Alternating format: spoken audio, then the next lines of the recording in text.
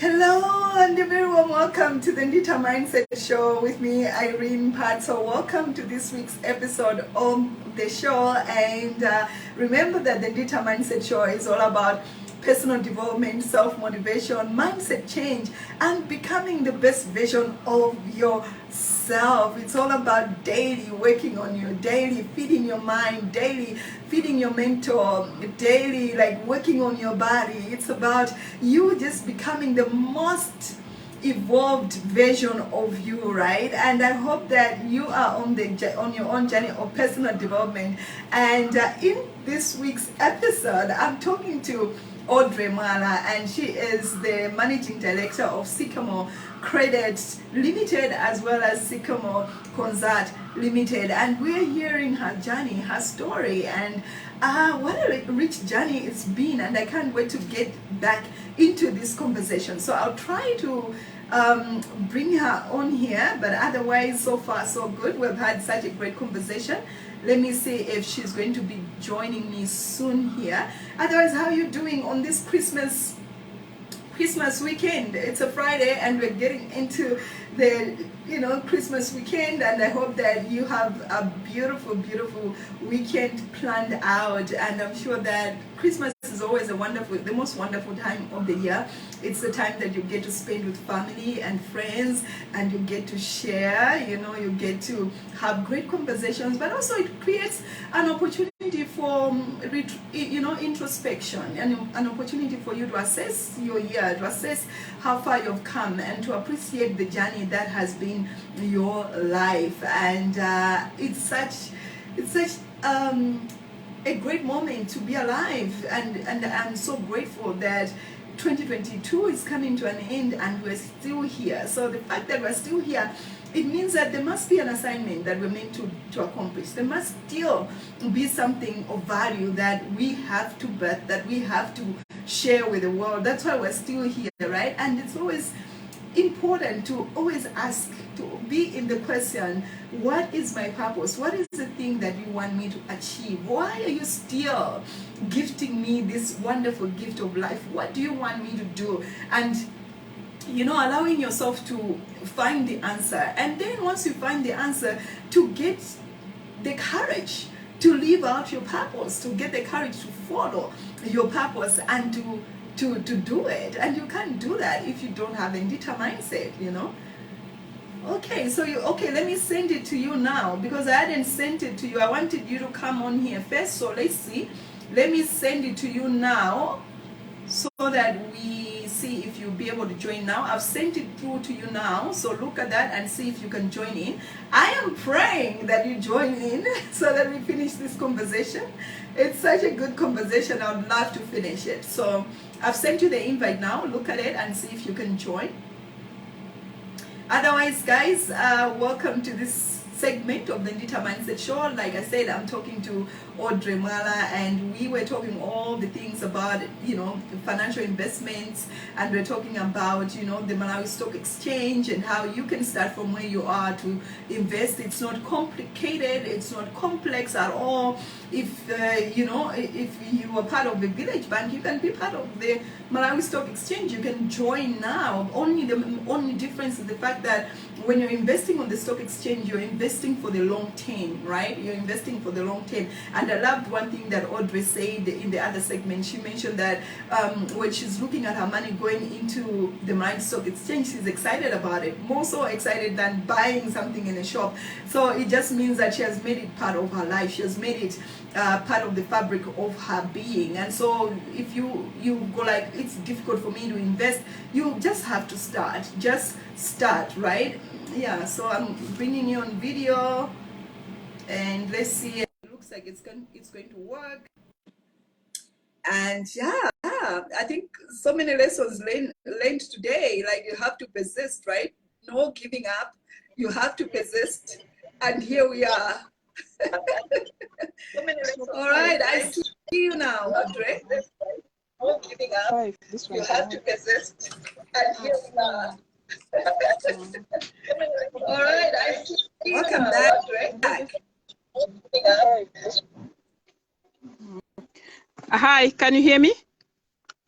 Hi, welcome back.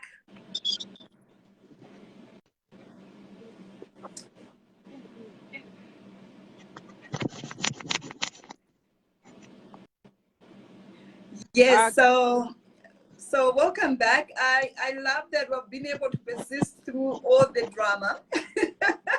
But we need to finish this conversation. I think this is a valuable conversation. And oh, hi, Irene. I see you. All right, this is a valuable conversation. Let's get on with it. Okay. Yes. All right. Can you hear me now? Yes, I can hear you loud Can you and clear. hear me now? Yes, I can. No, apologies. Oh my gosh. Yeah, I know. I really, I really struggled. Okay. I don't know what happened. All right. Yeah. It's okay. It's part of the game. I think even in this you learn that you have to persist even through the down times. Otherwise, before the break, we were talking about investing on the stock exchange, and you were explaining how anybody can do it. Like you can start. You were talking about how you can invest on the Malawi Stock Exchange, and I was just adding in to say that you don't have to start with the big amounts. Can you speak to where a normal person, like an average person who works, for example, at a bank, has never done this before? How do they start to invest on the Malawi Stock Exchange? Like, what's the amount that they can start with for anybody, any Jim and Jack who wants to invest? How small can they start?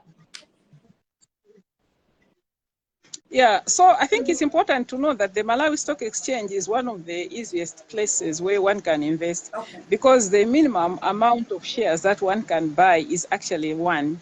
So remember, on the stock exchange, we have shares that are as low as maybe 12 kwacha. If you look at TNM now, it is at 14 kwacha. And the highest amount of a share on the stock exchange is about 2,000 kwacha. I think that's Press Corporation that is in that range. Otherwise, you have the whole range, shares for 22 kwacha, like FMB. You have shares for maybe 50 kwacha, like Nico. So you just need to choose which one. So you can buy with even 14 kwacha. So that's what is allowed. But ideally, maybe you don't want to do that. So maybe what you want is to just make sure that you put together a little bit of money so that you buy a significant amount. So I think for someone who really wants to start the journey, but they are struggling, I believe that they can manage to have maybe 50,000, or they can manage to have maybe 100,000. They can use that and start the journey. What is important is for consistency. The moment you start your journey on the stock exchange, you have to know that it's the same as the way you start your journey when you are eating. You eat every day. So you need to also make sure that the journey to investing on the stock exchange is also consistent. You need to keep investing. So investment should be a decision and a discipline. Just like the way it is when we are buying, when we are paying taxes, we know for sure that every month we are supposed to pay taxes. So investment is the same thing. So if you do it consistently, even if you're just investing 100,000 every month, but if you do it consistently, you'll be able to make a lot of money at the end. So what happens is the aspect of time. You need to have more time. I would say that when you want to become an investor on the stock exchange, look for more time. Maybe we are looking at 10 years. If you give yourself that kind of time frame, you find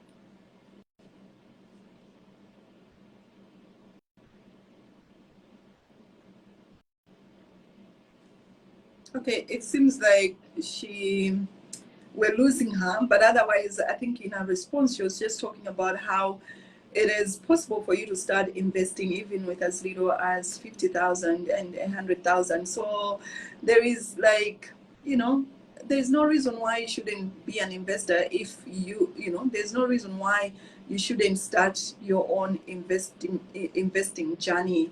And I love the point that she's ended on, where she was talking about this is something that you have to do over and over again. It's not like you invest once and then you forget about it, but it's something that you can actually do it like on a monthly basis.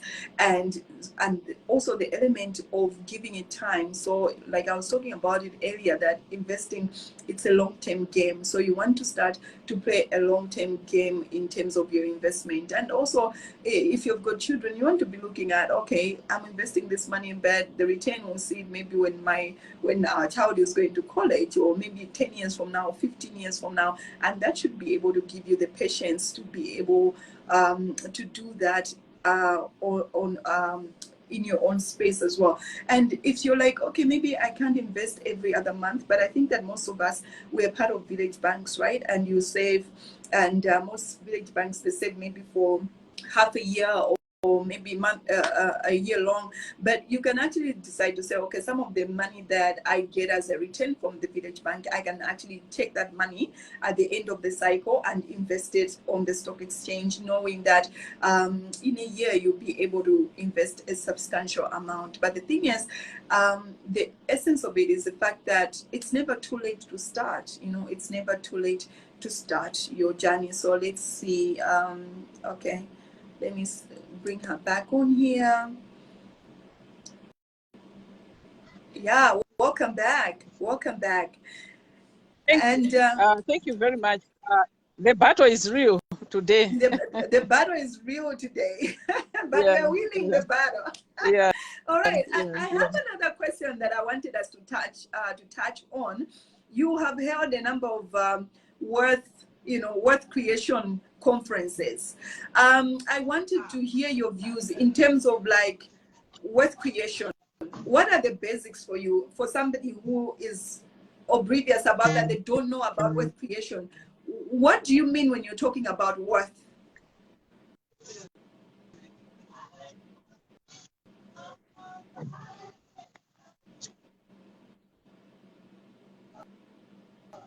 Yeah, when we are talking about worth, we are talking about possessions. We are talking about having something that belongs to you, something that you have title to. So it could be assets, it could be in the form of money, it could be in the form of maybe your livestock that you're having, but anything that belongs to you is something that I would call wealth. But not only that, we are also looking at something that belongs to you, but it is capable of generating a stream of income that you're going to use for your sustenance. So that's what we call wealth. So for example, if you have a number of vehicles that are luxurious, but they require that every month you should be spending on them, you find that that's not something that we would look at as the wealth in the form of classifying it as an asset. It may be physical, you can touch it, you can see it, but the fact that it is pulling money out of you is something that we would not look at as an asset that we would want to consider in terms of your.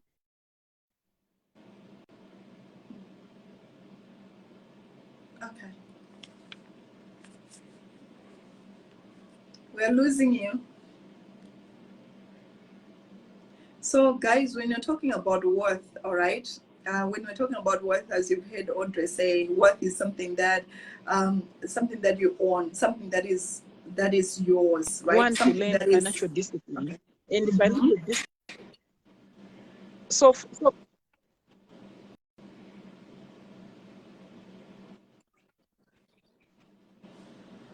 yes, yes. Are you are able to hear me, right? Yeah, now I can hear you. Otherwise, you were frozen Can for you hear some me? time. Yes, I can. I can hear you.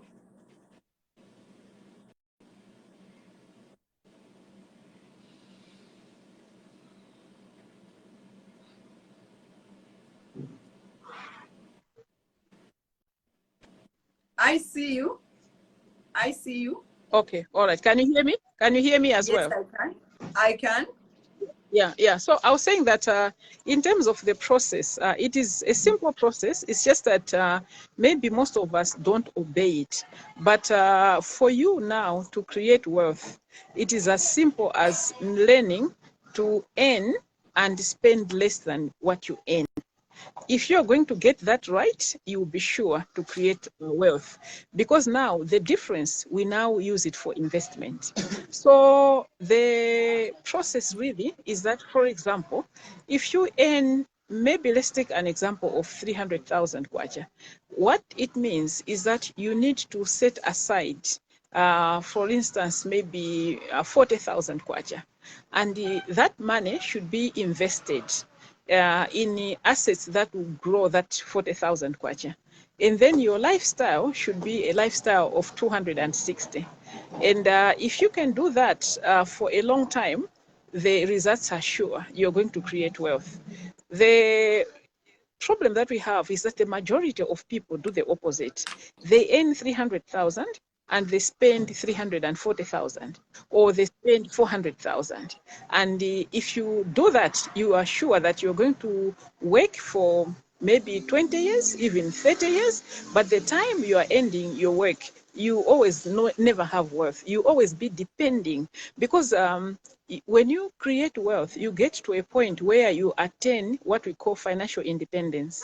So financial independence is a state where you don't need to work for you to have income to live on, but you can simply just let the money that you have invested to work for you. While if you are financially dependent, you're going to live a life where every day you need to go and work for you to earn a living. You will see that a number of people, they look very wealthy, in quotes, so to speak, when they have a job. The moment that job is taken away from them, suddenly, it doesn't take long. They are stressed, they don't have money, they can't survive. That is financial dependence. But then when you are financially independent, you'll be able to either lose your job or to voluntarily say goodbye to your job. But then because you have already created some investments that are now bringing money to you, then you'll be able to live from the money that you've invested. It's one thing to live a life where you're working every day for money, but it's also another, there's also another life where you let the money work for you. So that's the difference between people that are wealthy and people that are not wealthy, because those that are not wealthy, they wake up every day to go and make money, while people that are wealthy figured it out that instead of them doing the work, let the money do the work for them. So it's the money that works for them. So good. I will give you an example. I'm actually on the board of one organization called Press Trust. So Press Trust, it was established as a social organization, but also a commercial organization. So it invested in so many organizations. And what I noted is that Press Trust has got a very good model that a lot of people ought to learn. So the concept is that it invested in companies. So now those companies, they make money. Then every year they take that money to Press Trust. And now Press Trust takes that money and starts doing social projects like building schools, hospitals, but it is from the money that was made. Press Trust doesn't run around every day to go and make money, but that running around was done 20 years ago. That running around was done 30 years ago. So that's what happens. So that's this desired state that us as individuals, we should also aim to attain, where we don't have to work for the rest of our lives, but we should sacrifice our time and our energy right now to work maybe for a couple of years, and then afterwards, when we have invested enough, now let the money work. Then at that point, it doesn't mean that you'll be idle, but then you'll be doing what you want to do, not what you need to do in order to survive. But you have to choose what you want to do that will keep you busy, things that will give you satisfaction, other than working just to have a meal on your table. So good. So good. And on that note, I want to get into this element of like, who are the people that have inspired you, or who do you admire, and why do you admire them? Yeah, so I think for me, I like doing things out of my own will. So one person that has inspired me is Dr. Mpinganjira. And the reason is because he left his job. He wasn't fired or his contract was terminated, but he left on his own to go and start a stockbroking firm that grew into a bank. So for me, I find him to be inspirational because his path is just a normal life of someone that has been at Pole, that has worked, and decided to take a risk and try, and he succeeded. I'm also inspired by Mike Mwala. Mike is a typical example of somebody that has no high education, but then somebody who was determined. He started very low as somebody working in one of these stationery shops in town, but now he was able to rise and become somebody to reckon with when it comes to business and entrepreneurship. So I just like that mindset, because there are a lot of people that are coming from the village, because Mike typically came from a village and walked. In fact, listening to his story, he didn't even have money to catch a bus to town. He literally walked from his village to come to Blantyre, and he made his way to where he is. That I find inspirational. I also like another person that inspired me is Dr. Napoleon Zombe, who figured out early in life that there are more than one ways to earn a living and have wealth. He was in school and he decided that he was going to stop when he was in Form 2. When he figured out, he actually worked out, and he noticed that what his teacher was getting is something that he could have managed to make when he went for a holiday and doing some trading. And he just decided that because I want to create wealth, I'm stopping school. So for me, I just like that kind of thinking where we now come to the realization that there's no one way of earning a living, because we've been brainwashed to think that the only way for you to have a good life is education. It is not. Education is important. It helps you to understand things, but then it doesn't mean that someone that has not been educated cannot create wealth. So I just like that aspect where I feel like Dr. Napoleon Zombe's life is a life where it gives hope to those people that haven't had an opportunity of having high education, that they can make it in life. If you look at Mike Mwala's life, it gives you a hope that even if you don't even have anywhere to start from, you can make it in life. And for me, Dr. Mpinganjira's life gives me a great example that you can actually have education, have a high career, and you can say goodbye to it. And it's something that I would look as an example that I followed, where I didn't wait to be chased out of where I was working, but I boldly walked to my boss and said, I would like to thank you for the time that I've been here. I believe that I have now grown, and I am now a mature girl that I can now have my own home. And I was able to say goodbye. Very, very, I just love all those people that you mentioned, and we'll try to bring them on the show later on in the new year. But we also have a question, and I would like to honor the question that Maria has sent through. She says, what investment ideas would you recommend given the economic situation in Malawi at the moment? That's number one. And number two, is it a wrong idea to get a loan and buy shares rather than doing business which may be affected by uncertainties on the market? Yeah. So the first question in terms of what is the right business to go into, What investment ideas? quite frankly, yeah, would go to, yeah. So what I can say is that maybe it may look like I am unbelievable, but I think anything works. There is no right business. Anything works as long as you are passionate and you would like to do it, you will do it.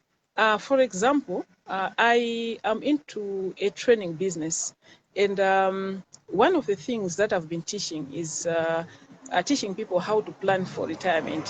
Who would have thought that teaching someone to plan for retirement is a business that one can make money from? But I have done it. You know, I have been able to run classes. Actually, I think this year, actually, we were in Zambia. We were doing a training on debt management strategies and how you can use debt for wealth creation. I mean, who could have managed that advising someone on debt is a business idea? So you can actually be a photographer. You can have a garden where you are doing weddings. You can have an investment in a warehouse where people are renting. You can be a chef. You can be a bridal decorator. You can anything. Quite frankly, I don't think I would be saying that there is one right or wrong business. Everything works as long as you are passionate about it. Actually, as I am speaking right now, I'm at Chikondi. So this is that stopover when you're going to Lilongwe. Who could have known that someone can build a building at a place like this, and then people will be coming and they will make money? It was just a garden, a maize field. So anything works. As long as you are passionate and you are determined, you don't have to look at what is prevalent there, but then you have to look at, because quite frankly, like for me, when I was starting Sycamore concert, I don't think I was looking, I didn't even know who was doing what I'm doing. And even right now, I don't even know anybody that teaches some of the subjects that I teach, like strategic thinking, debt management strategies, wealth creation. I don't know who teaches those things, but I just became passionate about it and I built it as a product. And I'm able, even right now, I'm even offering advice where if someone has retired, before they touch the money, we sit down and come up with a plan on how they should use that money to avoid a situation where they wonder what has happened to that money. So I don't think I will be able to say this is the right idea. Anything can be an idea, including laughing. Do you know that if you are a good laugher, you can have videos on TikTok, on YouTube, and people will be paying you.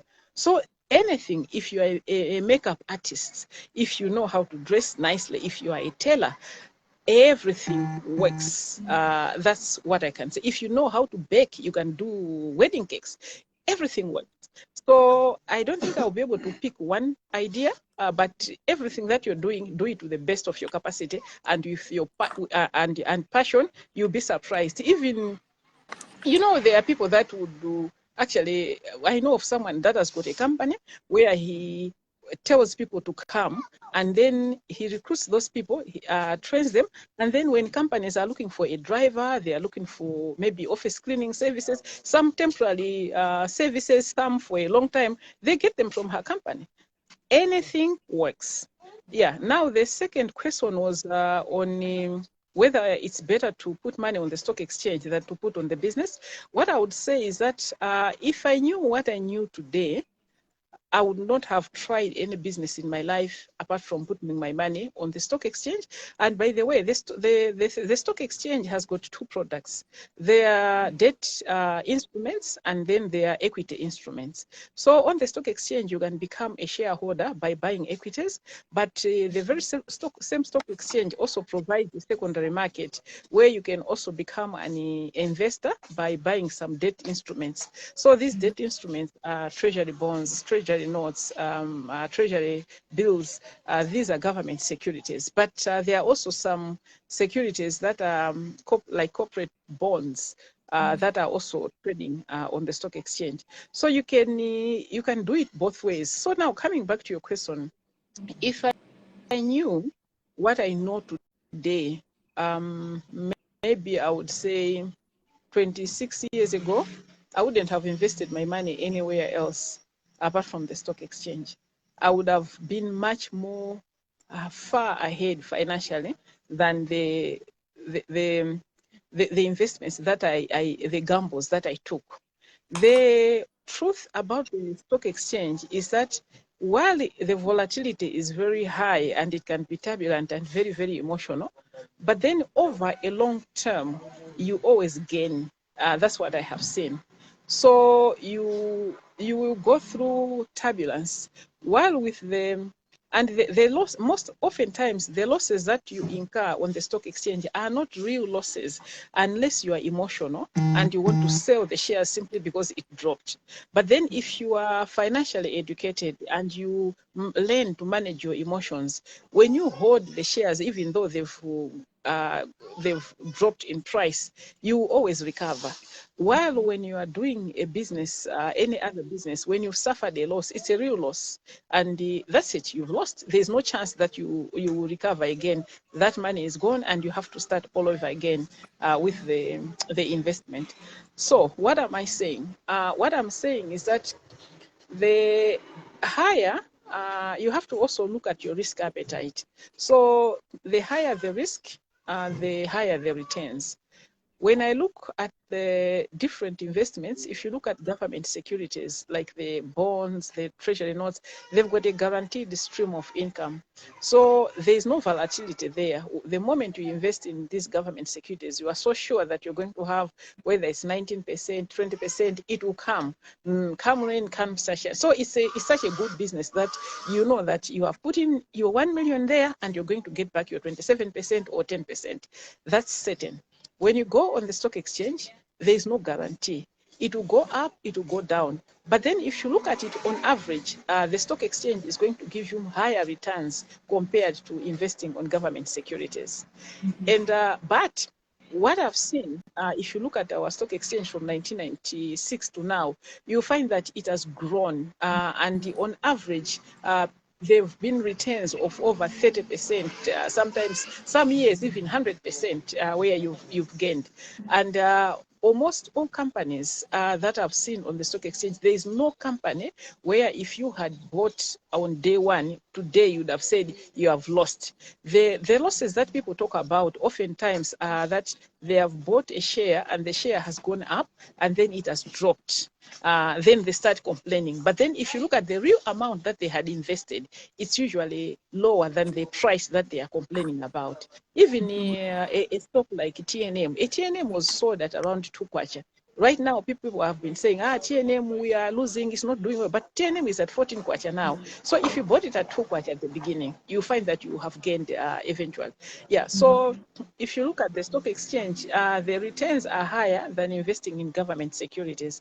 Now, when you want to go into the real economy, where you are doing the trading yourself, maybe to say, you have a ground, so you're there, you want to do it yourself, the returns are likely going to be higher, maybe more than the 30%, but the chances of losing are also high.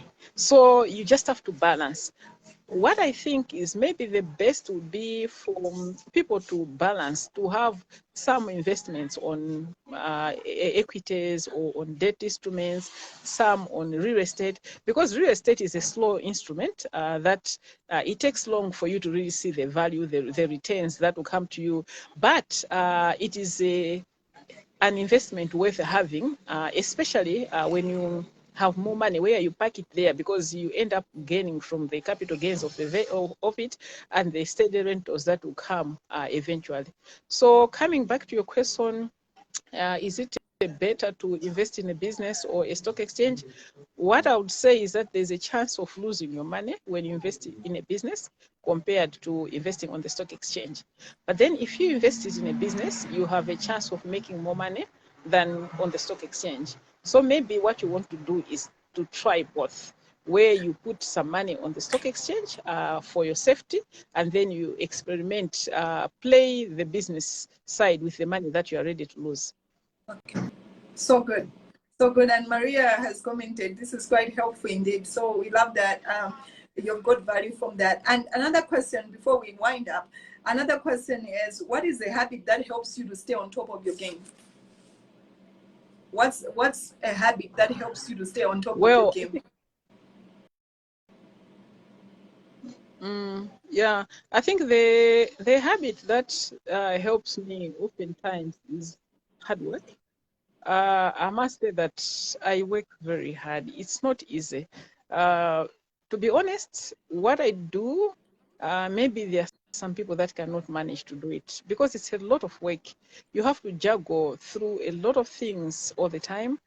Your diary is busy all the time, but you still need to balance. You have church, you have family, you have work to do, you have other things like what we are doing now, where I have to stop on the middle of the road to attend to you. I So know. it's yeah, it's just about balancing, and so I believe that the hard work is one thing that has kept me, but there's also another aspect where you need to wake up early. I've seen that waking up early is better, either 4:30 or 5. You have some space where you can achieve a lot compared to what you could have achieved during the day because of the disturbances that come later. The last one, I would also say that when you are going through these various things, you find that you meet a lot of frustrations. Things will fail, but the habit of having faith and knowing that God is on your side and that God wants good things for you, I have found that to be helpful as well, where you speak positive things into yourself, and you have confidence that God wants you to have good things in life, and you go boldly to God as your Father to submit your request without being embarrassed. Because I think the problem with many people, I think especially when it comes to the aspects of business and wealth creation, a lot of people have got problems with money. They think money is evil. They think they are embarrassed to talk about it, and yet they want it every day. So it creates some confusion. So I think you need to be clear that this is how much money I want, and ask God to help you and start working towards it. And surely you will get it, because people that want to have money, God will give them. Those people that say money is evil, they will not get it, and they will keep on demonizing those that have got money. So good. And I think that's a conversation for another day. We need to start. I love what you say, that we don't have to be embarrassed about wanting money, and we need to start talking more openly about money, because it's a tool that we get to use on a daily basis, and we need it in our lives. Somebody said that, you know what, it's not the money that's wrong, but it's your ideas of money that is wrong. So as a people, we have to start to change the ideas that we have about money and make it okay to admit that we love money and we want more money in our lives. And that's the way it is, because money is simply a tool, right? Finally, money is just a representative of value. yes. Yeah. So I was saying that money is simply a representative of value. So if you look about the history of money, it was that when you have the ability to produce grain, when you have the ability to have wild, maybe livestock in your possession, that's what money was. That's what wealth was. Wealth was your animals. Wealth was your grain that you have harvested from the field. Wealth was your land. So when you say someone is rich, before money was invented, there were people that were hardworking to manage to have these things as their assets. But as time went, it was necessary that maybe I have cattle, but someone else has got some grain. You wanted their grain, so you needed to exchange. That's where the barter came from. So you were exchanging your cattle with your grain. But as more development was happening, as more and more things were happening, now what was happening was that it was very bulky and impossible to physically be carrying those things. So there was need to establish a middleman who is a merchant banker that would now keep some receipts to represent the value of what I have and what the other person has, then we would simply exchange the receipts. And that's where the money came from. So if you really look at it, money is just a piece of paper that is representing the value that you have. So now you find that if you don't have value, it means you don't have money. So what basically it means is that if you don't have money, it simply means that you have failed to generate value that the money commands. So because you have failed to generate that value, you should not start looking at that piece of paper as an evil thing. It's nothing. It is what you have. So you just have to understand that lack of money is simply lack of you being resourceful to create the value that's required for you to exchange the value that you have.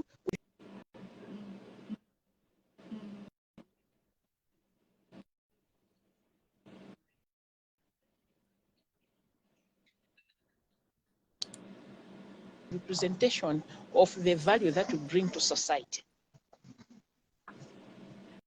Great, so good, so good. And what are your parting advice as we wind up this conversation? I would want us to go on and on, but we have to end this conversation at this point. What are your parting advice to those people that are watching this show?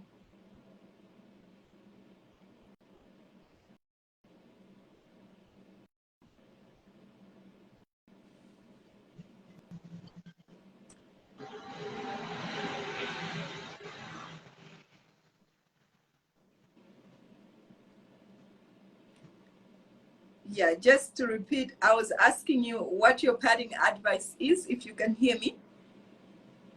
Yeah, I can hear you. Yeah. What is the question again? What's your parting advice to those people that are watching this show? So we've talked about so many things. So maybe the question would be, what angle would you want me to focus on? Because we've talked about business, we've talked about background. So what would you like me to look at? Okay. Which side? Just for somebody, for parting advice. We've talked about investments. Yeah, in terms of maybe someone who has watched the show and they're like maybe about to hit 40 and they don't have any investments at all and they feel like they're behind. What is the advice that you would give them in terms of their finances and how they can get themselves from that situation to a better place?